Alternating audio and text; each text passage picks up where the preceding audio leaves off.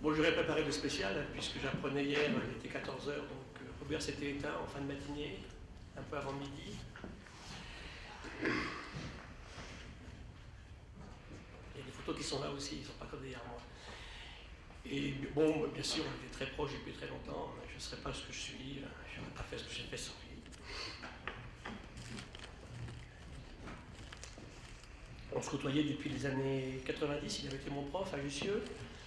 Robert a été aussi dans la commission qui m'a recruté quand j'ai quitté l'Ifremer et que je suis devenu professeur à l'Université Pierre et Marie Curie, dans le jury de recrutement.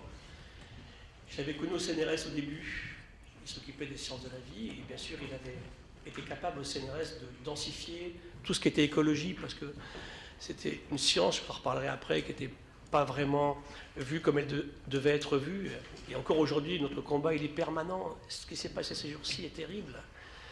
On oublie que l'écologie, et Robert l'a mise à l'honneur, c'est la plus belle de toutes les sciences. C'est la science des relations entre les êtres vivants entre eux et avec leur environnement. Et dans l'être vivant, il y a les humains et tout le reste. Depuis les premières cyanobactéries de l'océan ancestral, il y a presque 4 milliards d'années, jusqu'à nous aujourd'hui. Et Robert a eu un rôle absolument fondamental. Robert allait avoir 71 ans dans quelques semaines, au début du mois janvier de l'an prochain. Il était très malade, on avait appris ça au printemps cette année, il était fatigué, il ne bougeait plus. Il avait été donc opéré pour une tumeur au côlon à la fin du mois de juin, et puis c'est en l'ouvrant l'exérèse était très possible, c'est quelque chose qu'on pouvait faire, et malheureusement on découvrait des métastases au pancréas et au foie, et là on sait les durées de possibilité de survie dans ces conditions-là. Fin de l'année 2013. Robert a été emblématique, il était à l'école normale supérieure en 1974. J'ai discuté avec les anciens du muséum qui l'ont connu quand il était jeune étudiant à l'école normale supérieure, pour des professeurs Bourlière. Alors au début, Robert était intéressé par l'éthologie, il voulait faire du comportement d'animaux, ça lui plaisait beaucoup. Et puis après, il est passé à l'écologie. Quelle écologie, hein. Pour moi, en France, c'était le plus grand. Très clairement aujourd'hui, puis il avait un rayonnement un peu partout, il s'était engagé un peu partout, dans le MAB, bien sûr, on est ici à l'UNESCO, qu'il a porté. Et une anecdote sur Robert, au début, quand il côtoyait Jean Dorst, Robert, en scientifique pur, un peu comme on est tous au début, à 25 ans, la science, le reste, critiquait un peu Jean Dorst, qui allait voir un peu ailleurs, qui allait faire du terrain, et puis qui faisait des travaux un petit peu divers et variés. Et puis après, bien sûr, il est venu aussi, parce que son humanité, elle s'exprime comme ça, c'est quand on sort des laboratoires de recherche, effectivement, qu'on peut faire ceci. Et Robert a merveilleusement fait ceci. Alors, souvent, quand vous regardez sa liste de publications purement science, il n'a pas un citation index fabuleux. Hein. Maintenant, on regarde que ça, il y a ça qui compte. C'est une Robert, non, parce que ce n'était pas son truc depuis une vingtaine d'années. Il a fait quelques papiers exceptionnels, il faut quand même le répéter. Il avait cette approche scientifique absolument fabuleuse, excellente, en relation avec des collègues aux États-Unis. Bon, je pense à des gens comme Sinbeldorf, par exemple, qui ont fait beaucoup de choses.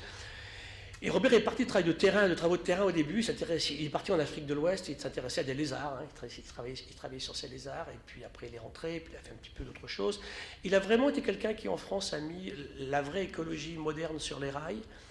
Et c'est, bon, bien sûr, de la modélisation, oui, mais il ne tombait pas dans ce travers de la pure modélisation, comme on le fait un peu trop en écologie fondamentale aujourd'hui.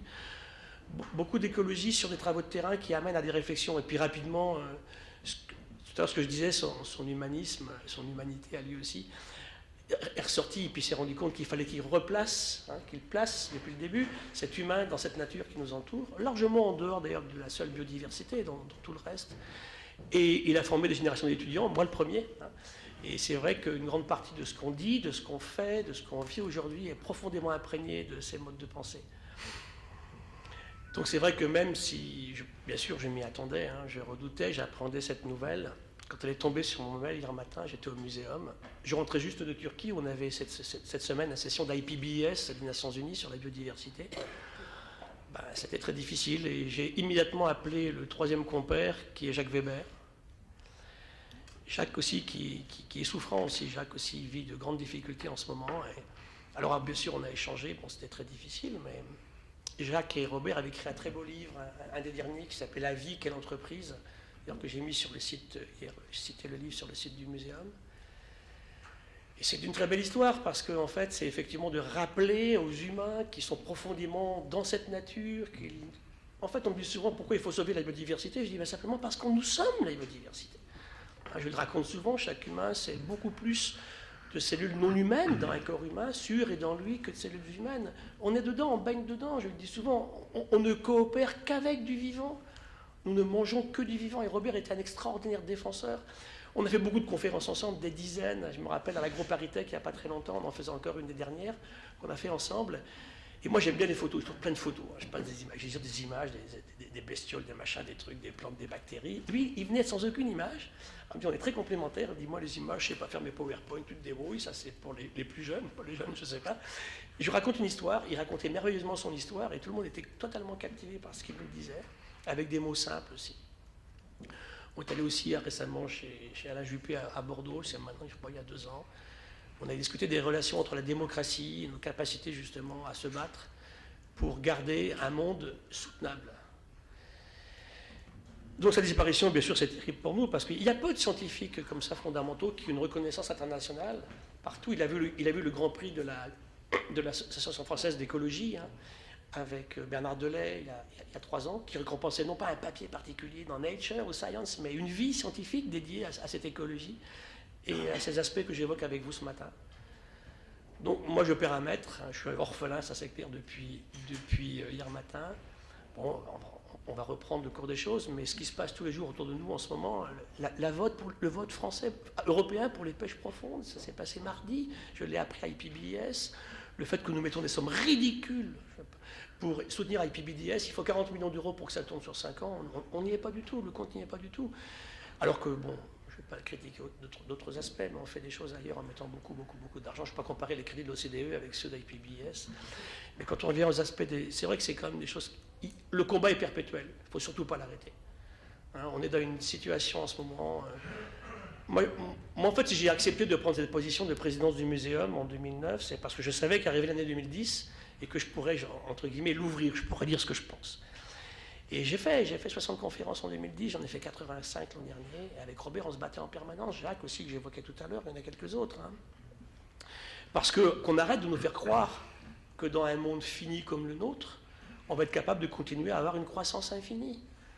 Robert Costanza, que Jacques n'aime pas beaucoup, mais je le cite quand même de temps en temps, était à Paris il y a 2 mois, et il sortait un édito dans Le Monde où il disait, en fait, pour continuer à croire dans un monde fini comme le nôtre, qu'on va continuer à avoir une croissance infinie, soit il faut être un fou, soit il faut être un économiste. Alors moi, je voudrais un économiste conventionnel. Hein, voilà. Parce que quand même, hein, aujourd'hui, on peut, effectivement, il faut qu'on reprenne notre système. Simplement, donc, bâtir une économie, Robert m'a appris ça aussi, je le réenseigne, réconcilier économie et écologie, c'est fondamental. Qu'on arrête de nous dire que si on se préoccupe d'environnement et d'écologie, ça va effectivement nous interdire de créer des emplois et de développer. C'est exactement l'inverse. Créons ces emplois, développons-nous sur des systèmes qui feraient qu'on ne pourrait plus surexploiter, on ne pourrait plus détruire impunément les écosystèmes. Et je finis simplement, lorsque ça a commencé à aller mal en Europe, il y a quelques siècles, il y avait des maladies, il y avait des ravages par la peste noire, il y avait des problèmes économiques gigantesques. Qu'est-ce qu'on a fait? On allait mettre en coupe réglée à un prix moral et éthique monstrueux le reste de la planète, en mettant en esclavage l'Amérique latine, l'Afrique et l'Asie du Sud-Est. Et puis on ne peut plus faire ça aujourd'hui. On ne peut pas le faire. On ne peut pas changer de planète. Et je finis sur Sloterdijk qui disait la semaine dernière à Sciences Po, il disait en fait, il comparait le système actuel, la Terre à un immense vaisseau spatial, dans lequel l'équipage se préoccuperait en fait de la machinerie, mais pas du tout de la partie biologique du vaisseau. C'est-à-dire ce qui est dedans, pas d'intérêt. Et il disait en plus, on n'a même pas le mode d'emploi en fait du vaisseau spatial. Donc beaucoup plus d'humilité, beaucoup moins d'arrogance. Avec le Robert, on le disait souvent, bien sûr, beaucoup plus de partage et de respect. Et Robert était tout ça. Et je tenais à lui rendre un hommage vraiment profond ce matin, ici avec vous. Merci.